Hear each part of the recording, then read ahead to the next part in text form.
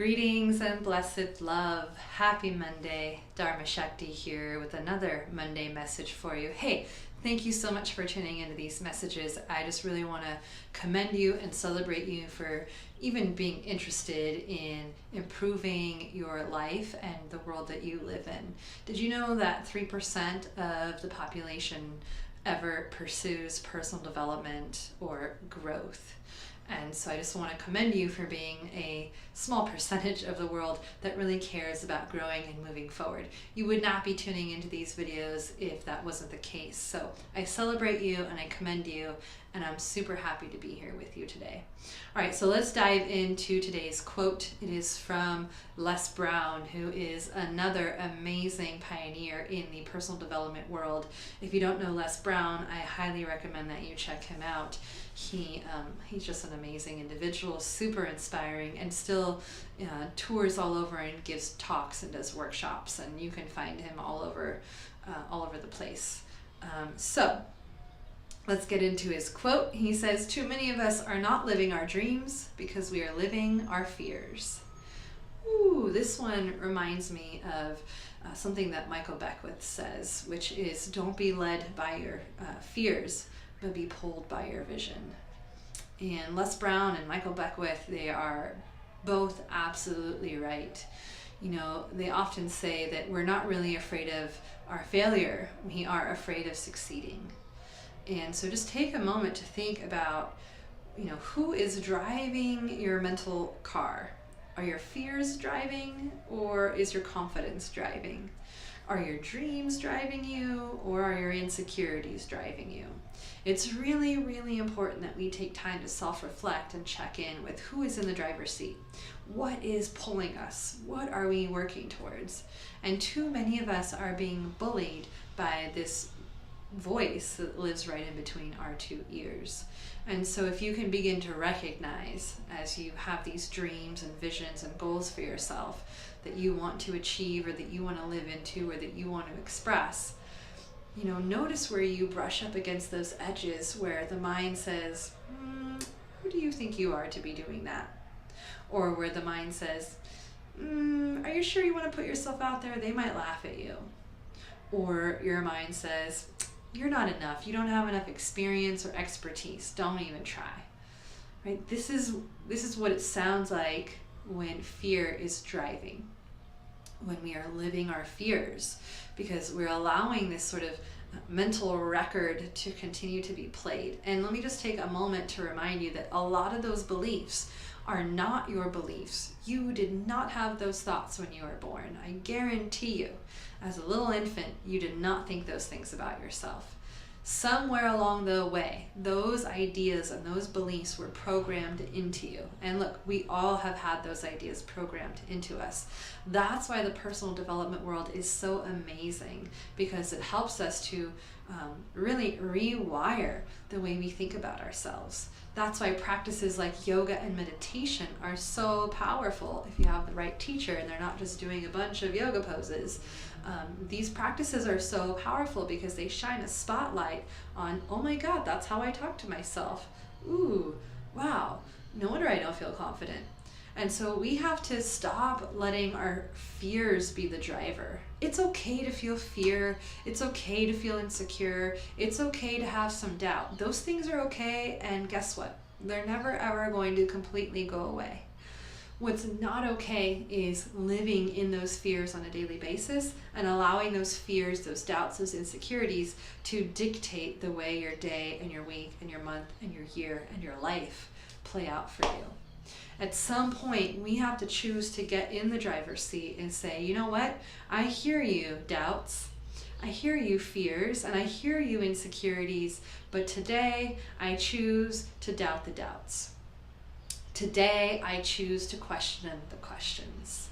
And today I'm going to take the risk, and I'm going to live at my edge and in my discomfort zone, and I'm just going to give it a try, and I'm going to face those fears.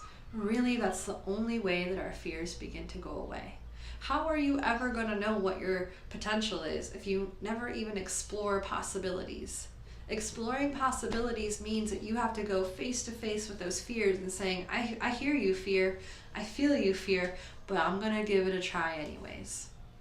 Now, that doesn't mean that we just go head on into anything that we're afraid of. Fear is a mechanism that is there to keep us safe. But the fear that is wired in us to keep us safe was really designed to keep us safe from, like a tiger chasing us or a bear chasing us, or, we step out into the street without looking and a car comes driving by and we just jump back, right? Or that wiring mechanism was designed to keep us alive. A lot of the fears that we entertain, there are not life or death situations. And we need to step out of this like little safe box where, we're okay being small because it's safe there. Right? I know that's not the life you want to live. You would not be tuning into these Monday messages if that was the case. I know you want more in your life. And so you got to be willing to look that fear in the eye and go, I hear you. I feel you, but we are walking forward anyways, and we're going to see what's happened, and nothing is going to fall apart, and if I fall on my face, it's all right because I'm going to get back up. It's okay to fall on your face. It's okay to fail. It's okay to try something and have it not work. It's okay, and more than it being okay, it is all part of the process. You will not meet a single successful person that hasn't had some story or multiple stories of failure in their career or in their lifetime. Failure is how we learn. Falling down is how we grow. You remember when you were little and you used to ride a bike, you were learning to ride a bike and you'd fall down a bunch, but your little heart was like, I want to learn how to ride a bike because it feels so liberating and free. I can be mobile and go places fast. And we may have fallen down and scraped our knee and somebody comforted us, but then we got back on that bike. And we kept going until we learned how to do that thing. We have to find that little child within us that had the same enthusiasm, the same commitment, and the same passion to get past those boundaries, to go, I'm going to do this thing. So connect to that little child within you and remember those moments in your life where you were just so committed to something that you didn't give up no matter what. There's a really great book by Lisa Nichols called No Matter What.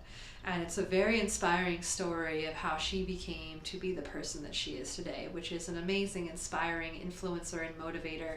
And I highly recommend that you check her out as well. But, she was super committed no matter what. And she had a lot of beliefs that were given to her that did not serve her. And she just decided, I'm going to do this no matter what. And you got to find that place within you and find that goal and that dream in your life that calls to you in that way where you're like, I want to make this thing happen no matter what.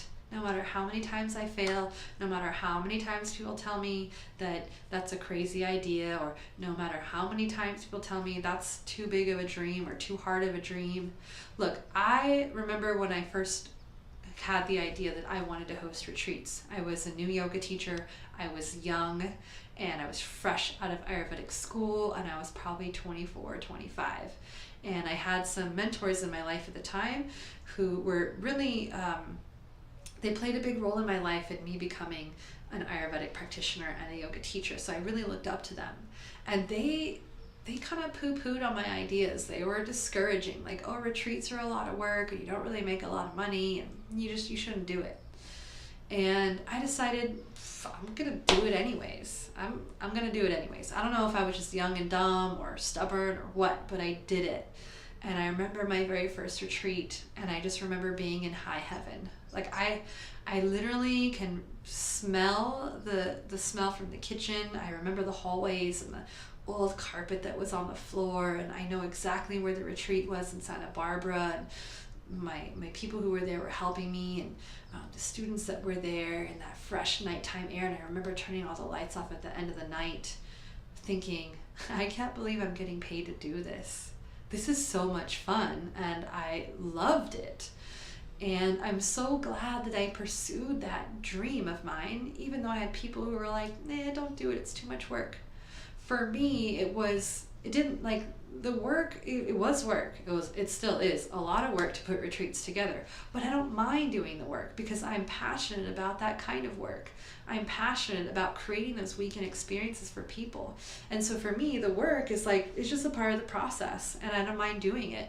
I've learned a lot along the way in hosting retreats, but I'm so glad that I didn't listen to other people and that I followed my dreams and that I didn't let fear or insecurity or doubt be the driver in those scenarios. So my friends, what in your life do you want to accomplish? And are you allowing fear to drive you away from it? Right? Live from your dreams. Don't live from your fears. Right? Be pulled by your vision rather than being pushed and bullied by your fears. And too many of us are not living our dreams because we are living our fears. Do not forget these words from Les Brown. I hope that they hit home with you and they strike something within you where you start connecting to your dreams again. Because my friend, you deserve to live into those dreams. All right, I hope that you have a happy Monday. I hope that this message served you. If it did, please drop a comment below and maybe, just maybe, you share it with a friend who you think needs to hear it. I will see you next time. Have a beautiful week. Keep your head high and your heart open wide. Namaste. See you next time, Life Warrior.